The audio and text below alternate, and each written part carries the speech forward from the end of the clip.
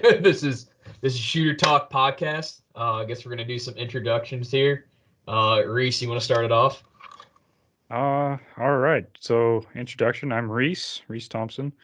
You might know me from the socials as Reese on the Range, and been shooting for, gosh, ever since I was a little kid.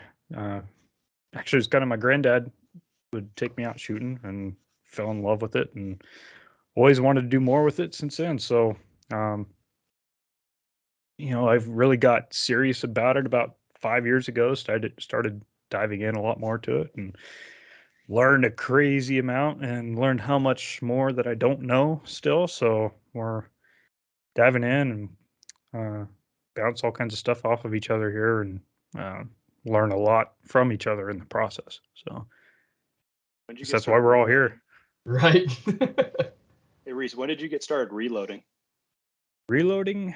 So I bought my first uh, like reloading setup when I was like 14 to 16, somewhere around in that range. Um, Off of my cousin. He was kind of getting out of it, and he made me a heck of a deal. It was like $200. I got the press, all of his dies, like all those 550 dies up there, all the equipment, a whole bunch of primers. Like I still have some old primers that he gave me of just stuff that I never shoot. A bunch of powder, a bunch of bullets, a bunch of brass, all that stuff for like $200. And seeing all that was into that today, I'm like, holy cow, that was a heck of a deal. But at the same time, I also didn't really know what I was doing at the time. I'd read the reloading manual inside and out, trying to figure it all out, and I would get stuff that could shoot, but still didn't really know what I was doing. So, well, whatever it is, 15 years later, I've learned a lot. Learned a lot. Why'd you get into it? I'm just curious. I know we all have our reasons. Well, so I was really into hunting, and I was always more of a rifle guy myself. I shotgun and rifle were kind of more my thing. To this day, I still not very good with pistol. Um, so I just wanted to be able to reload more of my own ammo. The idea was it'd be cheaper, which spending $200 for everything to get into it was a whole lot cheaper way to get started. But uh, now that I'm more serious about it, I realize how much more it cost me in the long run. Reloading saves money, the biggest lie we tell ourselves. Yep, exactly. Jeez.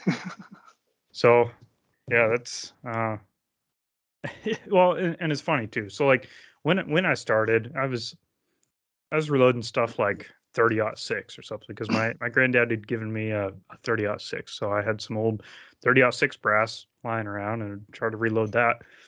And I came across those reloads, I don't know, a few months ago, 3 months ago or so. And man, the shoulders that were crushed and like belled out, and like they won't even chamber. It was like, and I did not know what I was doing. It's pretty embarrassing looking back on it, but got to learn somehow. Yeah, trial by fire, essentially. Yep. Do you shoot them? I tried to shoot the ones that would chamber. Um, there were some. 'Cause there was a mixed bunch of ammo that I was playing with, and some of them were hang fires. So I don't know if those were my reloads or if those were uh, just some old ammo that was mixed in. That's that video you have on your Instagram, right? Yeah. You hear the click, and then there's a pause, and it goes bang. Makes your butt pucker. That'll do it. Especially once I realized what was going on. All right, who's next? Let me go next. Yeah. Go ahead. All right. My name's Jeff Tyndall. On Instagram, it's GT_243.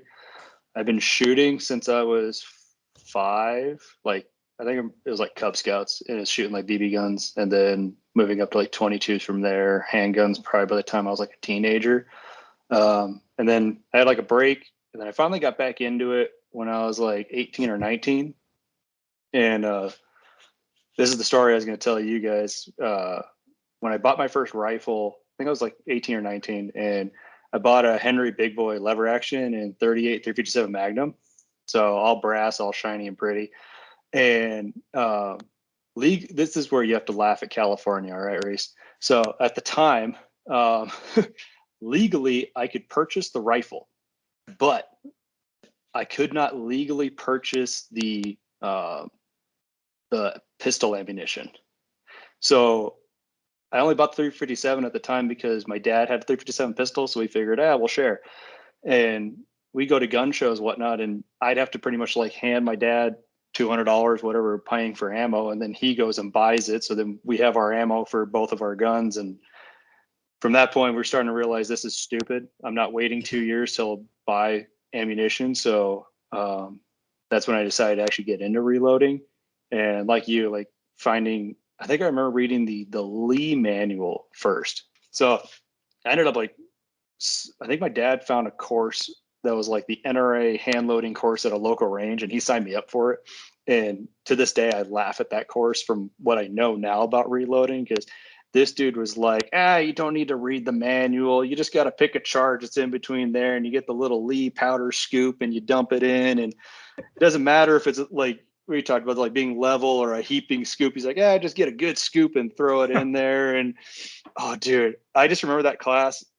It was so bad because like you're talking about having 30-06 cartridges with like crunched like shoulders and whatnot, and people weren't using the lube correctly in the class, so they're having the same issues. And in the end, he's having us fire this ammo through his guns. So I'm like, you're a brave man. So from that point on, it was like down the rabbit hole I went, trying to learn as much as I could, reading other manuals, AccurateShooter.com, looking at like Ventura stuff. Like Reese, I got real serious into this probably in like 2018, 2017, with getting into like PRS shooting. And it's just been a progressive, the more you learn what you don't know. And that's kind of where I think all three of us got together. Now we've been testing and playing and trying different things to make it all work.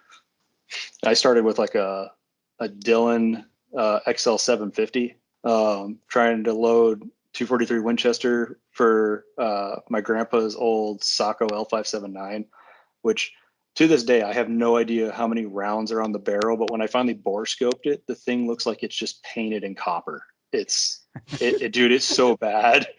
Like I kind of want to get some kind of like bore paste or something and try to clean it up, but of all the bore scopes I've done, it's the worst. And I've got competition barrels that have been treated horribly compared to what this has probably. So I really do want to like try, but at the same time, it's more sentimental. So I don't care as much about getting the perfect load. It has like an old Leupold scope on it that I think the max I was able to like adjust it was like 4 or 5 minutes from zero, which I think was maybe getting it to like 300 yards. So it's definitely that rifle where you hold the top of the back of the ram steel target to shoot at.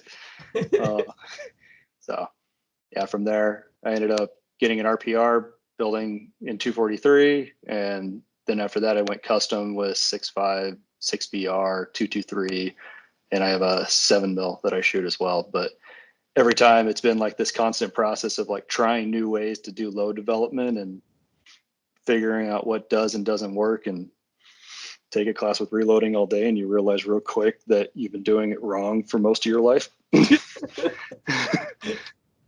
So I want to bring that up real quick though, is like in that podcast from Horror Day, I was rewatching it today. They're talking about like the amount of knowledge from like small arm ballistics that we've learned from like, they were talking like early, it's like 1700s to like 1900, and there's like little to no progress. You get like the mini ball and that's about it.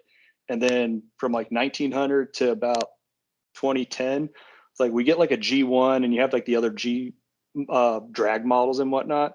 They said it's really not, we didn't really learn all that much. We have just like a mathematical formula.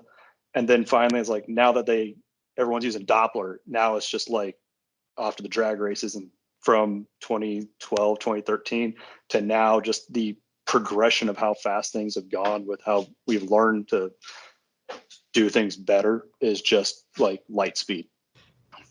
Yeah, speaking on that too, and you're talking about just the progression since the 1700s. I think I told you guys about it. It's that book, Dr. Mann, The Bullets Flight. It was like in the 1800s, and these guys were doing like a bunch of tests similar to how we do it today, but that was all just like lead cast bullets and messing with muzzle pressure and how like smokeless propellants just first came out, like how different barrel lengths would affect deformation on the base end of bullets and all of these crazy different experiments. So anybody listening and wants to read something like that, it's a really neat book.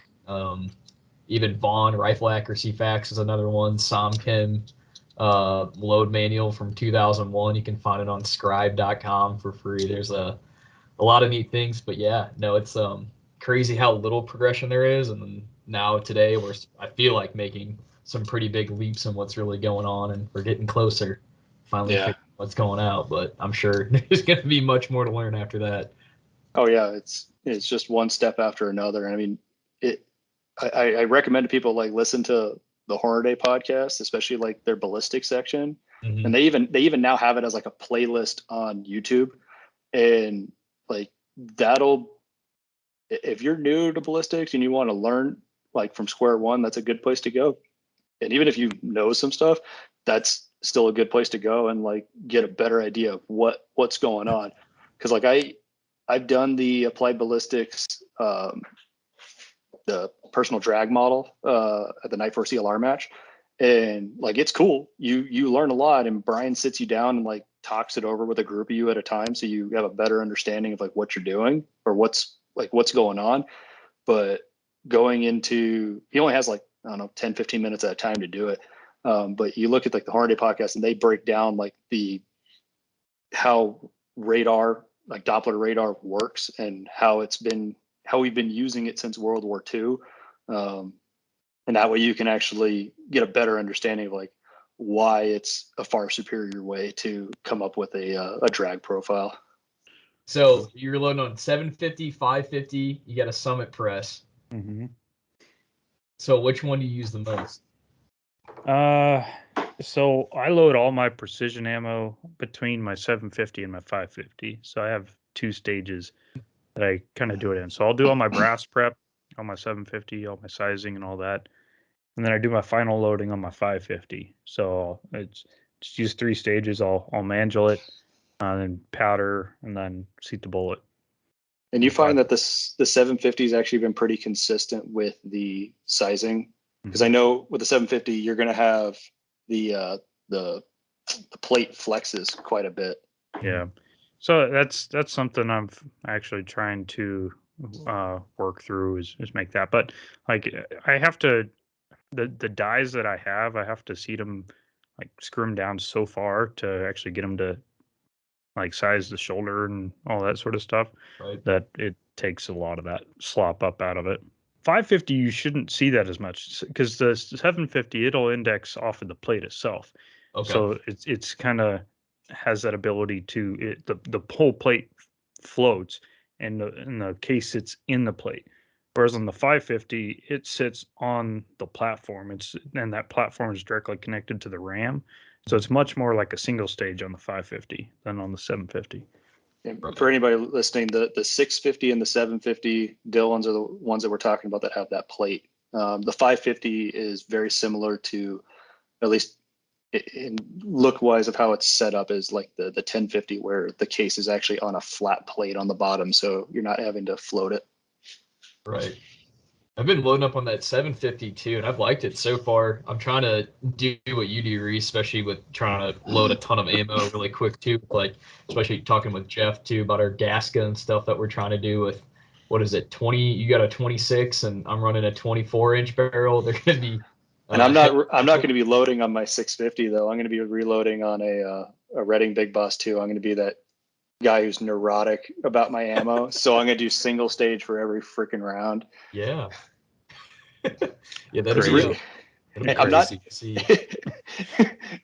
Hey, I'm a little OCD in that fact, where the fact of like I know the 650 floats, and I've measured it when I was like loading my 243 like dude, like the level of neuroticness that I had at the time was like, I'd literally have the die. Granted, I was using like Lee dies, so they don't have like any kind of like gauge on them for a meter. So I'd back it out, put one in, throw the RAM up, and I'd pull it out and measure it real quick and be like, oh, okay, I need another like 10 thou. And I'd like just play with it each time. So I get it to where it worked. I'm like, okay, cool, that works. So that one's done.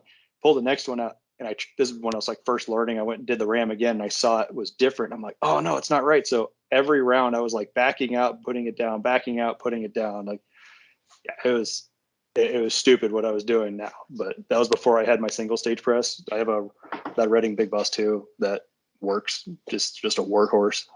Right. Yeah, I'm interested to try it with that 223 stuff. I think it'll be great, especially with trying to load up a bunch of rounds for it really fast too. And I'm sure that chamber that you were talking about with the reamer, especially too. I think it was DMR LLC that was. Is that who you got your barrel from? That was messing around with that custom reamer, or they had tested a bunch of different ones or something? Yeah, so DMR LLC is the one that I'm the gunsmith that I use. He's out of Vegas. His name's Dane Miller. Cool dude to talk to. But he was telling me, like, he originally said custom, but then he ended up like he said it was a little custom, but I kind of looked some stuff up, and I think the one he's talking about is a Compass Lake reamer. And you can look it up online. The Compass Lake makes a 223 reamer for ARs. That's the throat is shortened slightly, and it's shortened from what would like a 5.56 would have been. 5.56 having like the longer lead on it, so that you didn't have to jump the bullets as far. Right. So do you know that way you can do diameter mag length. is like? Do you know if the lead diameter is like half a thou, like around the bullet, or? Because I think the company I went through, because unfortunately I didn't go through them, I went through another company that I found that had something in stock, and I think their chamber is pretty similar to it, but it should have about half a thousandths in clearance, somewhere around there above bullet diameter. But yeah, I think that will help out a lot, especially if there's any consistent. So you're looking loading for, that is, but I don't know. You're looking for freeboard diameter? Yeah. Freeboard diameter on this is, give me one sec. I gotta look at their PDF. It's about 0.2242. It's about 2 thou bigger. Oh wow. Or two Okay. or 2 10,000ths bigger. Right. Okay. So yeah, it's pretty tight, and that's Cool. Looking across all theirs. They've got a couple different reamers on this list. They've got PTG, a Remington Match One, a Climber, if I'm pronouncing that right, CLYMER, some other PTGs, JGSs, stuff like that on this PDF. But they're all pretty close. Like they're all 2240 to, well, one of these is big. 227. It's got a big one. Oh, it's a 5.56 NATO one. So never mind. Don't look at that one. So the Right. Compass Lake one. Oh, sorry, they do have it. I read it wrong. My apologies. The freeboard diameter on this one from Compass Lake is 0.224. So it's tight. Right. Yeah. So I'm kind of excited to try loading up on that Dylan, because I'm sure, especially with that freeboard diameter, if I have something similar, that it's going to help out a lot too with any inconsistencies on my end. But I know yeah. guys who load 223 match ammo on 1050s and have great success with them. They're usually using a ball powder like IMR 8208 XBR, and they're just hammering. So like I know it can be done. Right. Yeah, I'm kind of leaning towards how Reese does it now, with how much time it takes me to load up like 200 rounds on the bench, and just I think Dylan would just make it a lot faster and just getting out there. I mean, how long on average does it take you to reload like 200 rounds, Reese? I think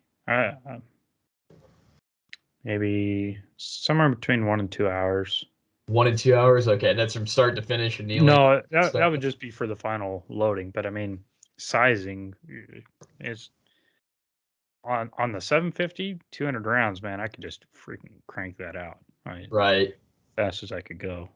And if you're including all the sizing and all that stuff. I'm with a single stage, I'm way over that. Probably like 5 hours worth of work. Yeah. Well, and like one of the things I like the most is that I get to have the mandrel in there without an extra step. Right. If you wanted to run a mandrel with a single stage, you got a whole nother step. Yeah. Anybody listen to get a mandrel, whether you get the same kind of mandrel what you have the Sinclair ones, right, Reese? Yeah. The Sinclair mandrels, which is what most people are familiar with. I use Redding, and what they have is like a little ball mandrel that you can adapt into your dies, and that one's not nearly as precise as the Sinclair ones, but the big thing that's good about it is it does get rid of like major dings in the neck. So if you're shooting a gas gun and it's getting whacked around, or you're shooting bolt gun and it just gets flung out and someone steps on your brass, it corrects that and makes your neck tension way, way better. So Blake, who are you? Well, let's hear your story, babyface. Young guy, yeah. Name is Blake, founder of Reloading All Day. I teach hand loading courses online for internal ballistics, work at Shooters Roll Powders, and have a pretty cool mentor I've learned a lot from, and learning something new every single day, and realizing that I don't know too much because there's always something to learn. But pretty similar to you guys too. Started off shooting when I was really young. Dad took me turkey hunting a lot when I was like 8 or 9 years old, and as soon as I could hold a shotgun and get out there with like a 410 or a 20 gauge, and went from that to a 22. And the first ever bolt action gun I got, I think, was when I was 13, maybe 14, somewhere around in there. Is a Remington 700 and a 308, and I'll never forget, I walked out on the deck and didn't have a muzzle brake how we have now or anything like that and fancy. It was just a stock rifle. I don't even think it had a scope on it, and I shot it, and holy cow, did that thing recoil. I couldn't believe it. And it's kind of funny looking back now at some of the rifles we shoot these days with all the muzzle brakes and super heavy rifles. It's just like, dude, there's no recoil on these things. So yeah, it's certainly interesting. But yeah, no, messed with ton of different processes throughout reloading. I think the first kit I ever got was when I was around that age, I think 14, after messing around with a bunch of factory ammo with that 308. It was a Lee reloading kit. Learned a ton from it. Read the manual like you're talking about. Messed with a ton of RCBS stuff, Lyman, Frankfurt Arsenal, all that stuff. Tried every single method out there I think I could watch on YouTube. I remember staying up till 3 or 4 in the morning on school nights, watching everything I could absorb on YouTube videos from, different people that had different methodologies, and, tried a bunch, but, just got to a point where I could start talking to somebody in the industry, and working for Shooters Roll as well too, and just kind of opened my eyes of how much more is actually out there, and, figured, well, hell, I can help some other people out with this stuff as well too, and kind of share that information. I think we can speed up the whole load development process and save components and get out to the range a lot faster and shoot some more. So, what happened there? Oh, it's a coffee shop. There we go. Who pushed a button? So this thing that said together mode. Now it looks like we're all at a bar. Problem is, it's not a bar. It's a coffee shop. Oh. It's a coffee shop. You gotta find the Zen garden where all of our floods or heads are floating. Dude, we're like a hipster joint right now. You got a soy latte, Jeff? No, dude, that order is far too simple, dude. You gotta add like 4 or 5 other things on there. 6 pumps of vanilla. Yeah, macchiato, light brew. I don't want soy milk, but I don't want a milk that comes from a titty, so I need something that's weird. Need like almond milk or something. Oat milk. There's a comedian that talks about like all the different kinds of milk out there, and he's a British one. I can't think of his name, but it's pretty funny if you find it. So who changed it? Did it change? Did it not change back for you? No. Oh. Wait, is it just mine that's all screwed up now?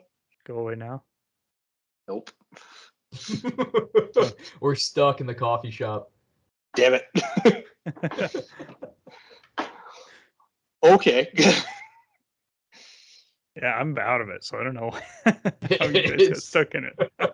Now we're in the coffee shop now. Yeah, I think we're stuck here forever. Great. we're at a hipster coffee spot talking about guns and reloading and stuff. There's someone having a freaking aneurysm right now, dude. We should all go sit in a Starbucks for real when we do these calls. Yeah, I'm sure they'll love us there, man. Here's the funny part. I want to bet I'm the one who's going to get kicked out of one before you guys do. Oh man, you guys are Midwest. I'm in California, all right. So I'm screwed. You're gonna have someone knocking on your door just for having this call at all in that state. That's why the door's locked, the shades are drawn. Got a VPN on.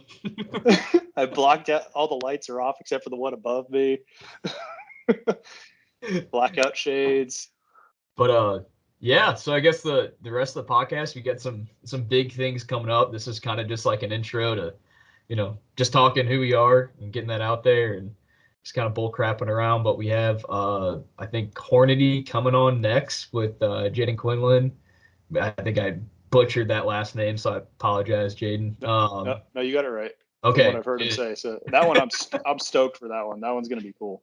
Yeah, Seth and some other guys as well too. They we were talking to them, and I think they have a podcast coming out. I think this week or next week, talking about chamber dimensions, which I know we've talked about that a lot too.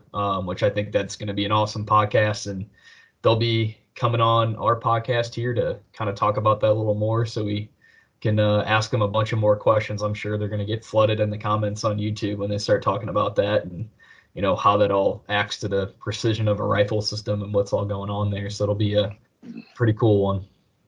There's a thing is definitely going to be pretty sweet because of they've been talking about it. If you look at a couple of their episodes where they talk about, I think the 6.5 Creed one's coming out in a little while, but they have the new 7 PRC, the 6.5 PRC, the 6 ARC. They're like a great company to be talking about because they're the ones who got the SAMI spec for all these things. And they go through in depth, as much as in depth as they can for a podcast, but talking about what they want to do, what they want to make it perform. And they're the ones who get to design the chamber so that it works. And that's I think what's kind of cool. Because if you get a SAMI spec 6.5 Creed chamber and you get 140 ELD match from the shelf and it doesn't shoot, something's wrong with your barrel. It's like the standard 308 thing. You get a standard 308 SAMI spec chamber. If it doesn't shoot Sierra 175 federal gold medal match, then something's wrong with the barrel. Yeah. So it'll be a cool one. But yeah, anyway, everybody that's listening, thanks for watching. And I'm sure we'll have a much longer podcast with the Hornady guys coming on, and we'll have a bunch of other guests too. Hopefully you can get my mentor on here as well too, and we'll have some other people come on. So thank you again for listening, and hope you all guys have a good night.